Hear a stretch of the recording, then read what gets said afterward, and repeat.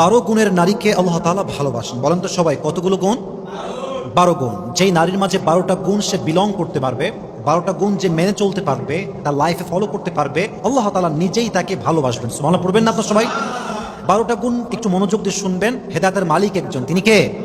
হতে পারে একটা কথাই, একটা বাক্যই আপনার লাইফ চেঞ্জের কারণ হতে পারে। অনেক বোনেরা আমাদেরকে অনলাইন থেকে শোনে, ফেসবুকে শোনে, ওয়াজ মাহফিলে এসে শোনে, তো আমার বন্ধুকে মাহরুম করে দেয়। বন্ধুদের অনেক বিষয় আমরা হাইলাইট করতে চাই না, but today as much as we can try, যতটুকু পারা যায় আমরা চেষ্টা করব ভালো কিছু কথা বলার জন্য। রাজি আছেন তো ইনশাআল্লাহ? ওকে, মাশাআল্লাহ। 12 গুণ। এক, প্রথম যে গুণের নারীকে আল্লাহ তাআলা ভালোবাসেন সেই গুণটা হচ্ছে, যেই নারী প্রতিশোধ না নিয়ে মাফ করতে পারে আল্লাহর দিকে তাকিয়ে, আল্লাহ তাকে নিজেই ভালোবাসার ঘোষণা দিয়েছে। সুবহানাল্লাহ পড়বেন না আপনারা?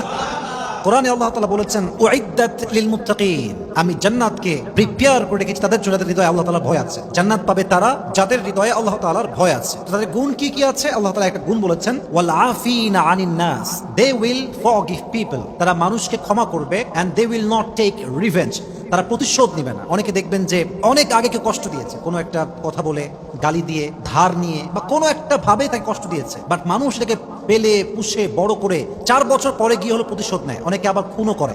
এরকম আছে না যুবক ভাইরা? প্রতিশোধের জীবনটা কখনো সুন্দর জীবন হতে পারে না। প্রতিশোধের মাঝে কোনো আধ্যাত্মিক কোনো লাভ নেই, আত্মকেন্দ্রিক কোনো লাভ নেই, মনের শান্তিও নেই। মাফ করবেন, আল্লাহ নিজে আপনার হৃদয়ে একটা আল্লাহ প্রদত্ত শান্তি দান করবে। সুবহানাল্লাহ পড়বেন না আপনারা? So they will forgive people, they will not take any revenge in their lives. তারা মাফ করে দিবে, তারা কখনো প্রতিশোধ নেবে না। আমরাও ট্রাই করবো মাফ করার জন্য। রাজি আছেন তো ইনশাআল্লাহ? একবার ভাবুন যে সেই নারী কতটা উত্তম নারী, যে নারীকে কোনো মানুষ ধোঁকা দিয়েছে, কষ্ট দিয়েছে, তার সতীত্বে আঘাত করেছে, তার চরিত্র নষ্ট করে তার জীবনের সমস্ত সুখকে কেড়ে নিয়েছে, বাট সেই নারী জাস্ট প্রতিশোধ না নিয়ে আল্লাহর দিকে তাকিয়ে মাফ করে দিয়ে নতুন জীবন শুরু করেছে। তার মতো উত্তম নারী, চরিত্রবান নারী আল্লাহর জমিন আর কেউ হতে পারে না। ঠিক কিনা বলেন সবাই? So they will forgive people, তারা মাফ করে দিবে, প্রতিশোধ নেবে না। এক। দুই, মনোযোগ আছে সবার? আছে আছে। 2 নম্বর গুণ হচ্ছে, সেই নারীকে আল্লাহ তাআলা বড্ড ভালোবাসেন যেই নারী ধৈর্যশীল। বলেন সবাই, কি শীল? Success it depends on patience. সফলতা এটা ডিপেন্ড করে আপনার ধৈর্যের উপরে। যার ধৈর্যের পাহাড় যত বড়, তার সফলতার লেভেল তত বড়। সুবহানাল্লাহ পড়বেন না আপনারা? Sabr is about tightening your bond and relationship with Allah subhanahu wa ta'ala when you are doing a lot of hard work, when you are facing so many problems in your life. যখন কষ্ট করে কাজ করছেন, জীবনের সুখ নাই, খালি অশান্তি, খুব স্ট্রাগল, খুব পেইন, খুব প্রবলেম, প্রত্যেকটা মুহূর্তে যদি আপনি আল্লাহর উপরে ভরসা করতে পারেন, আপনি হচ্ছেন প্রকৃতপক্ষের ধৈর্যশীল বান্দা। সুবহানাল্লাহ পড়বেন না? এই পৃথিবীতে হাজার হাজার পরিবার টিকে আছে একজন নারীর ধৈর্যশীল হওয়ার উপরে। এটা আমি আগেও বলেছি যে কোটি কোটি পরিবার পৃথিবীতে আছে শুধুমাত্র নারীর ধৈর্যের জন্য, সবরের জন্য সন্তান টিকে আছে, শ্বশুর টিকে আছে, শাশুড়ি টিকে আছে, স্বামী টিকে আছে। নারীর ধৈর্যহারা হলেই একটা পুরো সাজানো গোছানো সংসার এক মুহূর্তে ধূলিসাৎ হয়ে যাবে। ঠিক কিনা বলে?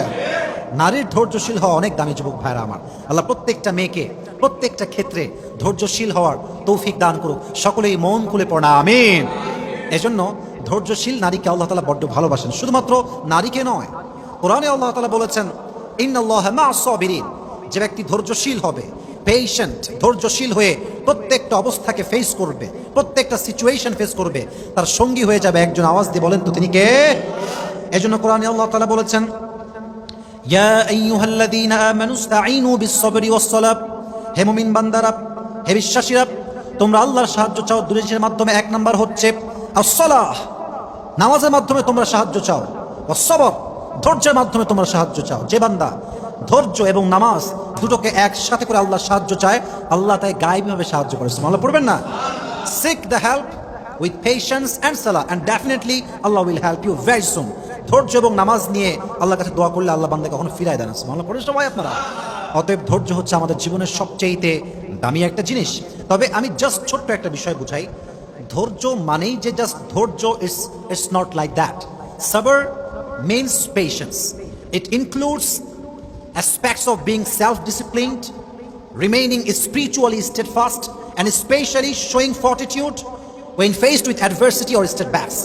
ধৈর্য মানে হচ্ছে আমার জীবনে আপস আসুক বা ডাউন আসুক, আমি উপরে উঠি কিংবা নিচে নামি, যাই হোক, যত কষ্ট হোক, আমার প্রত্যেকটা প্রবলেমের মুহূর্তে যদি আমি বলতে পারি যে আল্লাহ আমাকে দেখছেন, আল্লাহ সমাধান দিবেন, আল্লাহ আমার সাথে আছেন, এটার নামই হচ্ছে ধৈর্যের সর্বোচ্চ লেভেল। সুবহানাল্লাহ পড়বেন না আপনারা? আধ্যাত্মিকভাবে শক্ত হতে হবে এবং যে কোনো কষ্টে, দুঃখে, বিপদে নিজেকে দৃঢ়তার সাথে শক্ত রেখে মজবুত রেখে ওইটাকে ফেস করার নামই হচ্ছে ধৈর্য। সুবহানাল্লাহ পড়েন সবাই আপনারা। আমরা ট্রাই করব আমরা প্রত্যেকে ধৈর্যশীল হওয়ার জন্য, আমাদেরকে তৌফিক দান করুক, সকলেই মন খুলে পড়া আমিন। 3 নাম্বার, ওই নারীকে আল্লাহ তাআলা বড্ড ভালোবাসেন যে নারী অন্যায় করে, জুলুম করে ফেলে, আবার সঙ্গে সঙ্গে মাফ চেয়ে ফেলে। আমি প্রত্যেকটা বোনকে বলবো, বোন, প্রিয় বোন আমার, যার my sister, this is my request, I am being very humble about it, বিনয়ের সঙ্গে বলছি, আপনার জীবনে আপনি একটা সময় বেপর্দা ছিলেন, আপনি আপনার জীবনে একটা সময় জেনা করেছেন, আপনার একটা সময় অনেক ছেলে ফ্রেন্ড ছিল আশেপাশে, জাস্ট ফ্রেন্ড নামে আপনার অনেক ফ্রেন্ড ছিল, বাট রিসেন্টলি আপনি নিজেকে পরিবর্তন করে ফেলেছেন। কেমনে? জাস্ট নিয়ে যে আমি আর এগুলো করবো না, না, এটা করলে হবে না, আপনাকে তওবা করতে হবে। তওবাটা কেমনে করবেন? তওবার মূল সিস্টেমটা হচ্ছে, just listen to me with full concentration, what is the mechanism of তওবা, what is the real system of তওবা। তওবা করবেন কেমনে? How to do it? করবেন এমন করে যে আল্লাহ তাআলা, তোমার কাছে আমি তওবা করছি, whatever I have committed in my past, I will never ever repeat it again in my life. আল্লাহ, আমি যা করেছি আমার অতীতে, এটা আমি নিয়ত করলাম যে আমি জীবনেও কখনো আমার এই গুনাহগুলোকে আর কখনো করবো না। বান্দার দোয়া করার সাথে সাথেই, তওবার সাথে সাথেই বান্দার সমস্ত গুনাহ আল্লাহ তাআলা মাফ করে দেয়। সুবহানাল্লাহ পড়বেন না আপনারা সবাই? অতএব বোঝা গেল তওবাকারী নারীকে ভালোবাসে একজন, আওয়াজ দিয়ে বলেন তো তিনি কে? আল্লাহ প্রত্যেকটা মা বোনকে খারাপ জীবন থেকে ফিরে এসে তওবা করার তৌফিক দান করুন, সকলে পড়ে আমিন। 4 নাম্বার, পবিত্র নারীকে আল্লাহ তাআলা ভালোবাসেন। এটা ছোট্ট একটা ব্যাখ্যা দিব, বাট এই ব্যাখ্যা শুনে কেউ লজ্জা পাবেন না। ব্যাখ্যাটা হচ্ছে এরকম, অনেক মেয়ে দেখবেন হাজব্যান্ড ওয়াইফের, মনে করেন যে যেটা ইসলামিক পরিভাষা আমরা বলি জেমা হয়েছে, আই মিন সহবাস হয়েছে, তো এই সেক্সুয়াল রিলেশনশিপের পরে এই কাঙ্ক্ষিত যে আমাদের যৌবনের চাহিদা, এটা পূরণ করার পরে কিন্তু কি হয়ে যায়? গোসল ফরজ হয়ে যায়। গোসলটা কি হয়ে যায় ভাইরা? ফরজ হয়ে যায়। তো অনেক মেয়ে আছে দেখবেন ফরজ হওয়ার পরেও গোসল করেন, ওভাবেই ঘুমিয়ে যায়, ওভাবেই থেকে যায়। তো এটা ঠিক না, কারণ আপনি যে অপবিত্র অবস্থায় আছেন, আমাদের মৃত্যু কখন আসবে এটাকে আমরা কেউ জানি? বলেন, জানি? কেউ আমরা জানি না। অতএব কি করবেন? প্রত্যেকটা অবস্থায় অজু করে থাকবেন, আর যখন গোসল ফরজ হয়ে যাবে গোসল করবেন। আমার প্রত্যেকটা বোনকে এই কথাগুলো বোঝার তৌফিক দান করুন, সকলে পড়া আমিন। 5 নাম্বার, সেই নারীকে আল্লাহ তাআলা বড্ড ভালোবাসেন যে নারী গীবত করতে পছন্দ করে না। মেয়েদের মাঝে কমন একটা রোগের নাম হচ্ছে গীবত, খালি গীবত করা, অমুকের ওই দোষ, তমুকের সেই সমস্যা। দেখবেন মেয়েরা একসঙ্গে হইলে গীবত না করলে থাকতেই পারে না, ঠিক কিনা বলেন যুবক ভাইরা? তবে সব মেয়েকে আমি এক পাল্লায় মাপছি না। এক রাজা বলেছে তার রাজ্যে যে আমাকে যে সবচাইতে হাসিদায়ক, আই মিন হাস্যকর মিথ্যা কথা বলবে তাকে আমি পুরস্কার দিব। হাস্যকর মিথ্যা, যেটা খুব হাস্যকর হবে এবং অনেক বড় একটা মিথ্যা হবে। তো অনেকে অনেক কথা বলেছে, অনেক বড় বড় মিথ্যা, অনেক বড় বড় হাস্যকর মিথ্যা, কারোটাই পছন্দ হয় না। তো একজন যুবক অনেক পরে আসছে, অনেক শেষে গিয়ে আসছে, সে বলছে, মহারাজ আমি আপনাকে একটি হাস্যকর মিথ্যা কথা বলবো, এটা শুনে আপনি অবশ্যই আমাকে পুরস্কার দিবেন। বলছে, বলো। বলছে, আমি একদিন একটা এলাকায় গেলাম, এলাকায় গিয়ে দেখলাম যে 5-6 জন মেয়ে একসঙ্গে বসে আছে এবং সকলে চুপচাপ বসে আছে। এটা শুনে মহারাজ বলছে, দাও, সমস্ত পুরস্কার তাকে দিয়ে দাও। তো পুরস্কার দেওয়ার বসে বলছে, মহারাজ তাকে আপনি পুরস্কার দিলেন কেন? বলছে, 5-6 জন নারী একসঙ্গে বসে থাকবে আর তারা কোনো গীবত না করে চুপচাপ থাকবে, এটা কোশ্চিন কালেও হতে পারে না, ঠিক কিনা বলেন? মেয়েরা একসঙ্গে বসলেই অমুকের স্বামী খারাপ, অমুকের ওই বেড়া খারাপ, এই বেড়ি খারাপ, এর এই সমস্যা, তার ওই সমস্যা, গীবতের শেষ নাই। এই জন্য প্রিয় বোন আমার, আমি বলছি না যে আপনি গীবত করেন, but most of the people they have this kind of bad quality, they have this bad habit. আল্লাহ আমাদের সবাইকে এই বাজে গুণ থেকে হেফাজত করুন, সকলে পড়া আমিন। অতএব গীবত করা যাবে। তাহলে আমরা গুণ জানলাম কয়টা? বলেন সবাই, কয়টা ছিল মোট? কয়টা? এখন বাকি আছে মোট কয়টা? 7টা। 6 নম্বর গুণ হচ্ছে, যেই নারী, এটা সবার জন্য জরুরি আসলে, যেই নারী হাজব্যান্ডের সঙ্গে হাসি খুশি থাকে, হাসি মুখে কথা বলে, হাসি মুখে ট্রিট করে, একটুতেই খাইস্টা বেড়ির মতো মানে খাইস্টামি করে না, এই নারীকে আল্লাহ তাআলা নিজেই ভালোবাসে। ভালো পড়ে সবাই। আমি জাস্ট আমাদের বাঙালিদের মতো কথা বলছি, একজন আমাদের বুঝে আসে ভালো করে। দেখি অনেক মেয়ে খিটমিটা টাইপের, খাইস্টা, ওর মুখে আমাকে লবণ মাখা আছে, কোনো হাসি নাই, একটুতে খাইস্টামি করে। আর স্বামী বেচারা না মারতে পারে, না বাঁচতে পারে, না মরতে পারে, ও 2 নৌকার মাঝি হয়ে যায়, 2 নৌকার মাঝখানে পার থাকে। অতএব বোঝা গেল যে স্বামীর সঙ্গে খারাপ ব্যবহার করে তাকে আল্লাহ ভালোবাসতে পারে না, ঠিক কিনা বলেন? তবে আমার যে বোনদের বিয়ে হয়েছে আমি বলবো, দেখেন, এটা আমার রিকোয়েস্ট আপনার কাছে, যে মেয়েরা বিবাহিতা, সবার কাছে আমার আবদার, যদি আপনার স্বামীর সাথে আপনার রাগারাগি হয়, আপনি রাগটা ঝাড়েন, আপনি অভিমানটা প্রকাশ করেন, আপনি বকাঝকা করেন, পারে দুটা কিল ঘুষিও মারেন, সমস্যা নাই, ভালোবাসার কিল ঘুষি। তবে আপনার স্বামীর সঙ্গে রাগারাগি হয়েছে বিধায় এক্স বয়ফ্রেন্ড যার সঙ্গে আগের রিলেশনশিপ ছিল, মেসেজ দেন, জান তোমাকে আমি বিয়ে না করে অনেক ভুল করেছি, তুমি আমার জন্য পারফেক্ট ছিলে, এটা শুধুমাত্র চরিত্রহীন নারী করতে পারে, ঠিক কিনা বলেন? এখন যেইটা আছে এবারে ভালো লাগা, তাই না? ইসলামী এটা করবেন না বোন, যা আছে স্বামীর উপরেই ঝাড়েন, যা বলতে মন চায় স্বামীকেই বলেন। বাট স্বামীর উপর নারাজ হয়ে কষ্ট পেয়ে একটু রাগারাগির জন্য যেই মেয়ে আর এক পুরুষের কাছে যায় তার চরিত্র ঠিক হতে পারে না, ঠিক কিনা বলেন? আল্লাহ সেই মেয়েদেরকে বোঝার তৌফিক দান করুক। সকলে আমরা মন খুলে পড়ি আমিন। তবে হ্যাঁ, স্বামীকে আসলে নিজের আবেগটা প্রকাশ করতে হয়। দেখেন, আমরা জানি যে আমাকে অমুক ব্যক্তি ভালোবাসে, এটা আমরা ফিল করি। বাট একজন পার্সন আপনাকে ভালোবাসি বললে আপনার ভালোবাসা অটোমেটিক আরো বেড়ে যায়, তাই না?